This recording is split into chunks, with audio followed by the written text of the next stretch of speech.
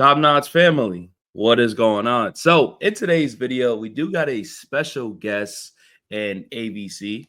Is that what you want me to call you? Yeah, AVC is great. Perfect, perfect. Definitely go check out his channel. He also does all NBA content, does do off-season previews too, which we're going to be doing today with the Los Angeles Clippers, which they Ooh, got eliminated the Denver Nuggets in game 7. Now, this one's going to be a huge one because the Clippers are in a nowhere land, to be honest with you, with their draft situation, the big contracts in Kawhi Leonard and James Harden. And so we're going to be breaking it down with my man, ABC. So, anything before we do start today's video? ABC. man, I don't know. This is one of the tougher ones to talk about, isn't it? Whether it's their cap situation, whether it's the fact that they look so good and then they don't look so good as soon as game sevens roll around, right? It's just the Clippers feel like they end up in this spot every single time. So I feel like this is going to be an emotional one for people. Definitely, definitely. Now, I do want to start off with I do have a question. That Aaron Gordon buzzer beater, was it legal or not? Did it count, in your opinion? Well, my opinion doesn't matter. Like it went, they called it, but yeah, it went in. Like I wasn't sure until we got that sky view cam though. That was pretty crazy, but it looked like it went in. Now, the reason I do ask is because, at the end of the day, the refs, they called it game winner. I'm fine with that. But, people on Twitter these days, they always want to investigate and they zoom in a little bit more and be like, yo, his fingertips are still on the ball. So I was just seeing if you had a different opinion on, the buzzer beater. Because if you look at it, ABC, that buzzer beater won them the series because they're advancing to the second round. You know what I mean? Yeah, no, you're right about that. I mean, I think it's good. Like it looked like it was off his fingertips. I mean, they went frame by frame. I think the craziest thing about that was seeing like the backboard light like Yeah. slowly start to come on, and you realize how like electricity like doesn't work all simultaneously. Yeah, no, definitely, definitely. So I think cool, that was cool, cool. I So don't know. I now thought that was kind of cool. we look at the performances of their two stars, right? When you go to the postseason, you lead on your superstar players. That's just how it is. You're paying James Harden, you're paying Kawhi Leonard. Now, what I will say is James Harden was throwing shots a little bit when I say throwing shots, but he says, we got the better roster. We let the people go that just wasn't playing their role or something in those comments. And I feel like he was coming at Russ a little bit, Paul George, and all the other players that did leave. So, this one did feel good for Russ fans and just me in general. And seeing James Harden choke once again in game 7, typically he's just not good and doesn't show up. Now, also, before the game, kind of all over the place right now, but Steve Ballmer bought a bunch of tickets Sure, for the sure. Clippers fans, right? And he literally tried to build his own wall for the Clippers, which I thought it was funny. And I'm like, yo, Denver Nuggets owner, like, how did you allow this? Like, how is this even possible? But it didn't really play impact in the game. Denver's fans just obviously was just louder than them and put a big impact. But anyways, just wanted to throw that in there. People didn't see the game. What was your thoughts on the whole James Harden performances through 1 through 7? 1 through 7, huh? I mean, Harden, as per usual, had a lot of ups and downs in this series. Like some of his highs were higher than I've ever seen before. Like on like the defensive end, like there were games where like he was so locked in, and you're like, wow, like look at what he's doing. Sometimes he is dragging that offense going because like Norman Powell wasn't very good at the beginning of the season, or not at the beginning of the season, at the beginning of the series, right? Like he was really struggling to get going, and James Harden was like carrying them at times offensively. Whether it's what was he getting? He was getting like 9 assists a game in this series or something like that, and like 3 sets only. Like that's a pretty crazy assist to turnover ratio for anybody in this. Yeah, but man, there was some of those moments where you're like, why are we only getting 7 shots up, my guy? Like what's going on, right? It's not like Denver's got a ton of like perimeter defenders that are really giving it to you. Why is Christian Brown just giving you this work right now, right? And that's where you struggle. It's like what happened? Your foot came off the gas, and that's worrisome. And we've just seen it so many times now out of him, unfortunately. Yeah, so when we do look at the assists, he put up 13 against in game 7, game 6 had 8, game 5 had Yeah. 5, 11, 9, and 7. Now, game 7, like you said, is it's unacceptable to have 8 shots as the best, like one of the best players on your team. That's just Yeah. unacceptable, right? They definitely need a little bit more for James Harden. As you see on the screen right here, these are his stats through 2020, so it's been 5 years. He just doesn't hit shots. I mean, 16% for the 3-point line is not going to get it done at all. Uh, but yeah, I know a lot of Clippers fans are Yeah. upset with James Harden, but ABC looks like they're stuck with him. Like I don't think they're going anywhere. They're not trading him. Like they're stuck with him right now. Obviously this is a team game. You brought it up previously. I think Norman Powell was awful. Like he had big moments at home, which Hmm. helped him win a game or so. But defensively, he was awful. He kept turning the ball over, and then like he just wasn't doing what he was doing before the hamstring injury, and then before even Kawhi Leonard, return, which we expected, right? Like your shots are gonna go down, shot attempts are gonna go down. You're not gonna play us like you was like that all-star because you got another star that's coming back. So wasn't surprised about that at all. But I do want to ask you before we do get to Kawhi, what's going on with the Norman Powell situation? Do you try to find a trade partner for him? Do you extend him into a friendly contract extension? Because at the end of the day, I feel like he could have been an all-star this year. Like him and Zubats could have been Yeah. all-stars this year. He could have. Like he played Yeah. pretty good. Like I can't take that away from him. What he did in the regular season was great. They needed that because if he didn't do that, they would not be in the position they were at, making that fourth seed, fifth seed matchup. So what do you do with Norman Powell? I don't know. I think it's really hard with how the CBA is set up nowadays to make trades, right? Like if you're one of these apron teams, like the NBA really doesn't want you adding more talent to your team. That's the whole point of the aprons, right? Norman Powell, I think he's making like 20 million or something right now. I think it's like 20.4 or something if I remember correctly, which is a pretty perfect. You got Yep. it ready. So about 20.4. Look at that. I love that. So I think it's hard, right? Because he did have such an incredible season, right? Like you said, he could have been an all-star this season. He brought it on both ends of the court in a lot of ways. I mean, defensively, he's at least league average. Offensively, he was one of the best in the NBA this year in terms of efficiency. Kawhi comes back, those numbers start to drop a little bit just because somebody else is starting to take those shots away. And in the playoffs, it looked like he kind of struggled to find his role because, like you said, in the playoffs, you really start to give the ball to your star players even more so than normal. And he's like, hey, how do I work without the basketball? What should I be doing here? Because I like to have the ball and I like to create a little bit as well. And so it's tough. I don't know who you're gonna get that's better than Norm Powell, right? Like I feel like you had so much success with him during the season. I don't know who you're gonna get for $20 million that's gonna be that much better for the team outside of him. Like what is I don't even know what like a Cameron Johnson goes for, something like that. Maybe somebody that doesn't like having the ball quite as much, but I don't know why Brooklyn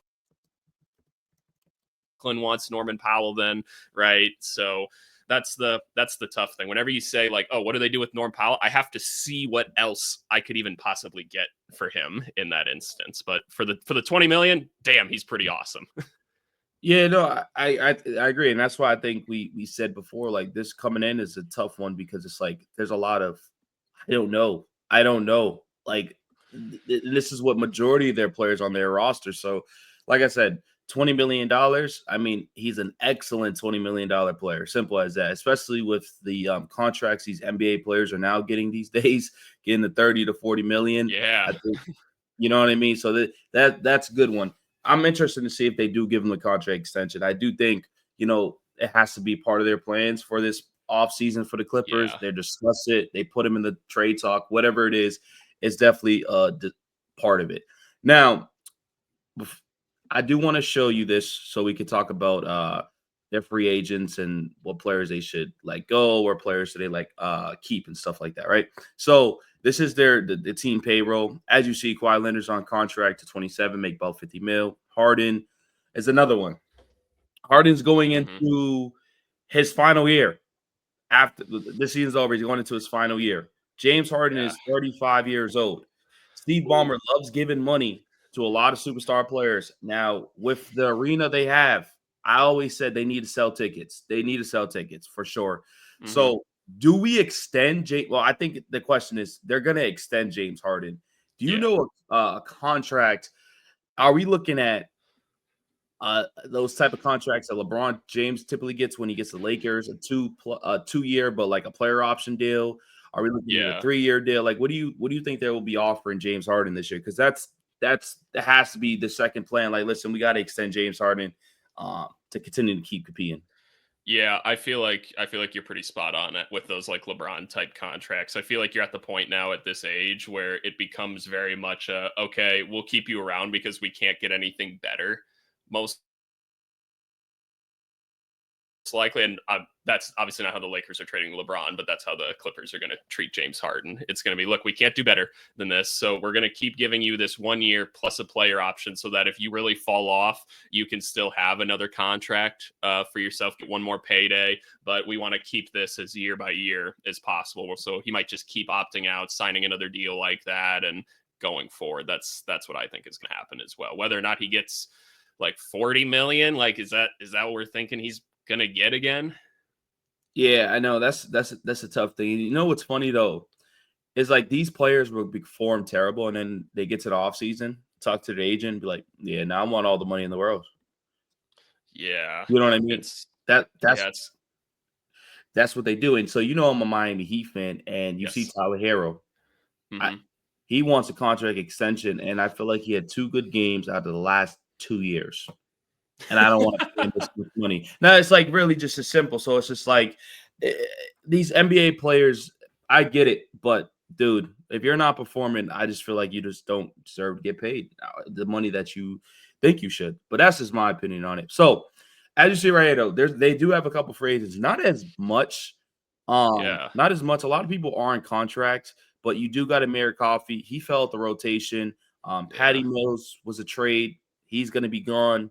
Ben Simmons now. Now, you think they try to bring back Ben Simmons on a cheap deal? Like he was unplayable because his offense is terrible and the defense will just leave him open, and it plays a factor in a postseason because every possession matters. Like it just matters. So defense he was bringing it a little bit, but listen, he's getting paid 755,000. You know what I mean from the Clippers.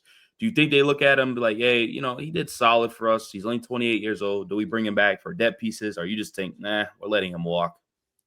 That's a great question. Like I remember seeing one of those statistics this year that Ben Simmons was like 99th percentile in assist percentage and first percentile in turnovers, meaning he's getting like every assist in the world, but also turning the ball over a shit ton of.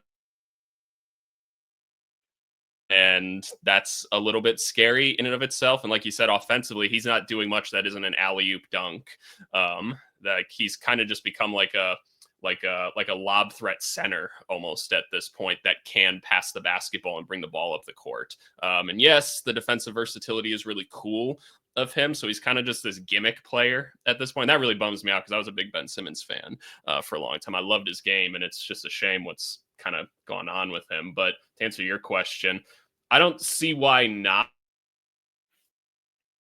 I think he still has NBA value. And again, I don't know what else you're going to get out there. Free agency is pretty dry this year. So if you're looking for another big body that can do a couple things, like even if he's just setting screens and making really good passes and trying to get some rebounds, like fair enough, then maybe we just have to lower our expectations for him. And we probably feel pretty good about a minimum contract then. Yeah, I mean, I don't. I mean, listen, if the Clippers bring him back, like I'm not gonna be like, oh my, that's a bad mistake. Like Yeah. it is what it is with that one. But I do want to show you this graphic. Shout out to Hmm. Bobby Marks. He usually makes these each team get eliminated. So they do have a Hmm. big one right here, which consider free agents is Nicolas Batum. Mm. Nicolas Batum played a big factor in this playoffs. He was Hmm. major. He could play positions 1 through 5. He was guarding Murray, and then there was times where he was guarding Jokic. There was times where he played great defense on both of these players. Hmm. His plus minus was through the roof when they Yeah. inserted him in the starting lineup in the second half. The Nuggets couldn't stop it because all they did. James Harden's a great passer. Even when James Harden's not scoring, he knows how to dissect his defense. He can pick you apart, find the open man, and they're throwing two at Harden, but then you're leaving a good shooter open in Batum. And that's why when they had Chris Dunn or Derrick Jones Jr. in, Hmm. they were fine with leaving them open. But now when it's Nicolas Batum, who is a good shooter, you don't really want to leave him open. Yep. So what type of like Nicolas Batum? Obviously, we all know he's a vet. He's getting older. He always been an important piece, even for the Sixers. Like I remember the year he had a major block. I think it was a couple years ago. He had a big block. He's making about $4.9 million heading into this year. I think it's a player option. He might decline it. He probably wants a little bit more, but he's 36. How much Yep. I think you have to bring him back if you're trying to rerun this championship team. Yeah. Right. But is it just a vet minimum deal, 2-year deal with a player option? Like, what do you think there? Like I said, the CBA plays a factor. Has he declined the player option? Do we know We'll probably know soon because we haven't really heard much about it. Yeah, but I think they're kind of assuming he's gonna. I can't imagine him turning down that player option because, I have to imagine he accepts that player option because he can't get more than that for a vet minimum. I mean, he's getting that's $4 million. So vet minimum was around like 1-2, I believe. Or could be for his age, it's gonna be like 3 point something, but I think he's getting like 4.9 or something for his contract. So I think what he does is he accepts that player option and he says, okay, let's run it back. This team were the third best team in the NBA post All-Star break or whatever, which they were just rolling people for a while there. I think he says, all right, let me get this money because nobody else can pay him anyway. I think the only two teams with cap space are the Pistons and the Nets or whatever. They're the only two teams that can actually go out and give somebody more than like really veteran minimums. That at least coming from external teams by how the CBA works. So I think he runs it back and he says, all right, if we don't get it done this year, I'll just go hop on with a different championship contender after that for a veteran. Yeah, fair enough. It's not the Detroit Pistons. Yeah, you have to bring him back. Defensively, he was a stud this season. He shoots. Yeah. And listen, ABC, this is not Detroit Pistons offseason, but I'm telling you, if Detroit was to offer Batum a bag or anything, not even a bag, just get him on the team, he would make a big difference over there. Detroit was fighting over there with the Knicks. Yeah. You know what I mean? I agree completely. Yeah, like Detroit did the right thing last offseason by just throwing a bunch of money at vets because they don't have to pay anybody else right now anyway. That's what you're supposed to do at this point of the rebuild. Yeah, and it definitely paid off. So I think we're going to agree on this one right here. Bogdanovic, I think he needs to go. The problem is he has 2 more years left and he's making $16 million. Defensively, he is awful. They picked him apart. Now, him and Russ was going back and forth. And mind you, listen, if Russ is giving you buckets and, Russ typically struggles at half-court offense. If he's not in transition, he typically can struggle at half-court offense. Defense is bad. You traded him for offense coming off the bench. He didn't really perform that well. This year, he averaged 6 points a game in 16 minutes of action. With that big of a contract, with the CBA playing a factor, do you try to get him off your team? Do you try to trade him? Do you just keep him? What do you think what you do with Bogdanovic? That's a great one. Bogey had a really tough season with Atlanta to start the season.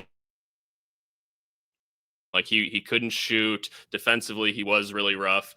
When he got to the Clippers, and I want to say he played like 30 to 35 games or something with them, like the 3-point shot came back. We know he can shoot. He was shooting like 42, 43% with them.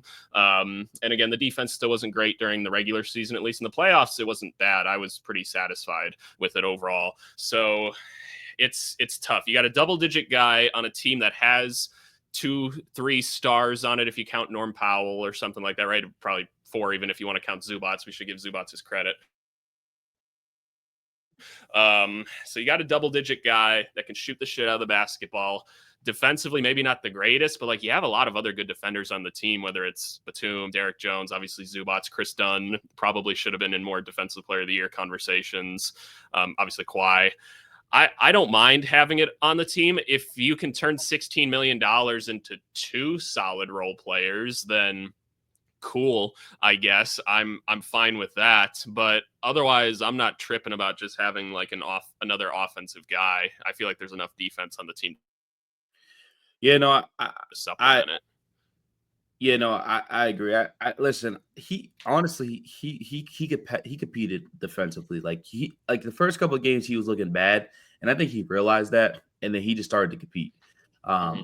for sure. So, what I'm looking at right now, obviously their draft situation right here. They got the 30th and the 51st overall pick right here. You know, obviously last year they took Cam Christie, the brother of Max Christie. Yeah. They do got some young guys in Kobe Brown. I mean, Kobe Brown, he'd been there for a couple years. They did make it a game low key at the end. It was kind of a little concerning, but Kobe Brown was hitting some shots. I don't know if Kobe Brown or Cam Christie will be in the rotation because if you look at it, like if they can crack the rotation, then you could go a little bit less now and try to find a trade partner for Bogdanovic, or you just say, listen, we're gonna go with his offense and we're gonna roll with it. You know what I mean? It Yeah. depends. It depends, right? Now, what it really looks like to me, and I want to see your opinion. It looks like they might be running this back. I have no other option. I feel like they have no other option where Hmm. they start trading players and this and that. Like I just don't see it. Like James Harden staying, right? We talked about the Norman Powell situation. I don't think you could really find another guy that's better than him. Kawhi Leonard, we all know he's on contract. Kawhi Leonard's going to make it $50 million Hmm. the next 2 years.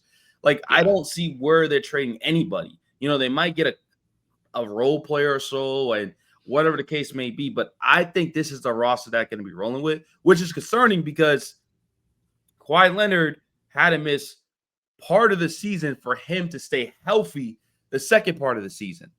And do we trust James Harden once again with him getting older? Regression is going to play a factor to carry the Clippers once again. Now you can Uh, say, well, they got, you know what I mean? So this is the scary part about this yeah. Clippers team. You need Kawhi Leonard to win a championship. But then again, Kawhi Leonard in the postseason this time was healthy for the first time in forever. And he looked Hmm. very, to my standards, for Kawhi Leonard standards, he looked very mid. He was great one game, and then the rest was just like, he could do better. He could do better. So what do you think like their plan is? Like, do you think they run it back? Like, do you think they try to make moves? Like, like this offseason's interesting for a lot Yeah. of teams. Yeah, I think it's a really interesting question. I think they have to run it back is my short answer. I think they have to. And you could try to spin some good stuff out of this. I mean, Zubats, look at how much better he got this last year, right? I mean, maybe there's an even bigger jump. I don't know necessarily how much more he can really go. He was pretty damn awesome this year. And then, yeah, you're relying on James Harden and Kawhi Leonard, who, yeah, Kawhi Leonard was great in this round. Like, I don't want to undersell that, but I'll agree he looked a step slow for Kawhi Leonard, which makes a lot of sense. He's been through a lot of injuries. He's been through just a lot over the past couple seasons. So you're banking on Harden, who we've seen we can't really trust in the playoffs, and Kawhi Leonard. Now, again, the Clippers were the third best team in the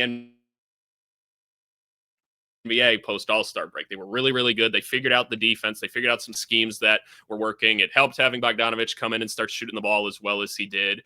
So I think most likely they're just going to be running it back. Like it's a good basketball team on paper. It's just, can you actually contend? I don't know. The 30th pick is kind of interesting.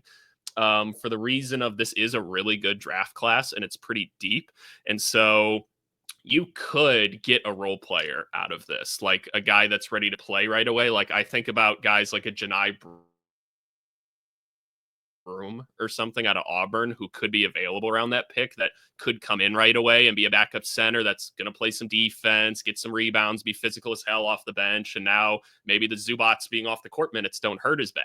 And maybe that's enough of a difference to win you a game 7. Or maybe you just hope you don't play the Nuggets in the first round next series. So but yeah, I think they have to run it back for the most part. Yeah, no, I definitely think so too. And lastly, you brought up free agency. Free agency will never be the same. I remember, waking up, getting ready for free agency because we had so many stars, but now people are just getting paid because they know they're not going to get paid from other teams from Yep. CBA. They can't afford them. They're taking a contract and then they'll ask for a trade a couple years in or a Yep. year in. You know what I mean? That's Hmm. kind of what's happening now. So I do want to talk about it. Like this is a projected salary, the threshold. You see all that stuff right there. Um, I'm just going to show you the free agency list. If they try to, sign something, if they can afford it, it's not the greatest. And we all know, like, these players right here, like Fred staying, Kyrie staying, Harden, of course, Bruce Brown, they probably can't afford. Brogdon, I thought he's always interesting because he could be good, but he just Yeah. can't stay healthy. The dude just can't stay healthy to save his life. And I don't really think that's what they need.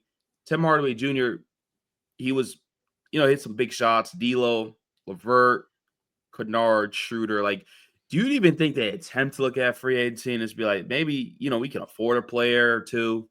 And like, this free agency is just ugly, man. This is just ugly. I mean, just looking at this, Yeah. this is like they don't. I don't even know what they need necessarily to get them over. Like the 5th, 6th best shooting guard in free agency is Thibault. Yeah. It's hard, right? Like you said, the new CBA was put in place because the NBA was sick of star players being traded all the time. And because of that, every NBA team is incentivized to keep their players, are incentivized to stay where they're at, right? So like you said, they just keep getting these contracts and then they demand trades if they want out. That's the only way star players go anywhere else at this point. Somebody asked me the other day, they're like, oh, should my team go after Nickeil Alexander-Walker with a mid-level exception? I'm like, well, why would Nickeil Alexander-Walker do that when he could go get a 4-year deal from Minnesota and they're the only team that can give him that contract? So why wouldn't he do that? So worst case scenario, he gets a sign and trade, right? Like that's what has to happen. But in terms of people they can even go after, I don't know, right? It's you only have a minimum to throw at people, so you're probably going after an older veteran type player. Maybe you go find like another ball handling point guard that wants to distribute, but then come playoff time, what does his role become, right? That's kind of the question. Shooters are always going to be helpful on this team. I feel like they have a lot of lengthy wings that can play some defense and shoot a little bit. A backup center would probably be nice. They tried to fix it a little bit with Drew Eubanks during the season, but Drew Eubanks isn't getting playoff time. So maybe I think the draft is going to be more important, honestly. I think you go after like a more senior level guy coming out of the draft that's a little bit more ready to go, maybe not as high ceiling, and hope that he can crack the rotation. Because the young guys on the team, like you said, they're not cracking the rotation either. I had higher expectations for Jordan Miller this year, and he was pretty rough this season. Kobe Brown, I don't see it. Cam Christie, I'm surprised got picked, even no offense to Cam Christie, but it's rough pickings out there. Yeah, no, I agree. Listen, Clippers fans, man, you got a couple years left, and you don't really have a future. You just don't. Like the guys are not, the young guys just they're not panning out too well. So, I definitely appreciate you for hopping on the show. Moral of the story for the Los Angeles Clippers offseason preview: they're running it back. There's not much. It's really just simple as that. We talked each scenario: Harden, Powell, Kawhi. There's not much they can really do at this point. The players that you already have are better than the players that will be free agents. It's just no point of doing anything. I'm glad that you brought up the draft. I know you cover the draft a lot. I know you're big on that. So they might get somebody there. They do need a backup center. But Clippers fans, good luck. But if you guys enjoyed today's video, once again, keep sharing, subscribing, commenting. Definitely go check out ABC's channel. Does great NBA content if you want to stay updated with the draft. With the draft is next month. He does, do a lot of mock drafts over there too. Appreciate y'all. Love y'all. And we out. Peace.